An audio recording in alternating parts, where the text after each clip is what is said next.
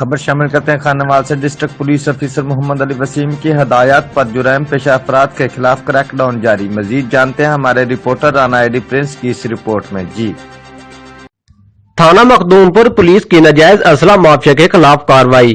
ناجائز اسلحہ کی نمائش سے علاقہ میں خوف و ہراس پھیلانے والا ملزم گرفتار۔ ملزم کے قبضہ سے پسٹل 30 بور اور گولیاں برآمد۔ ملزم کاشف والد غلام شبیر قوم ملکانہ سکنہ 15/9 کے خلاف مقدمہ درج۔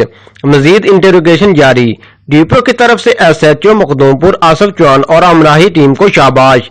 ناجائز اسلحہ کی نمائش سے خوف و ہراس پھیلانے والے معاشرتی امن کے دشمن ہیں۔ DPO خانوال ضلع بھر سے جرائم پیشہ افراد کا خاتمہ یقینی بنایا جائے گا۔ DPO محمد علی وسیم۔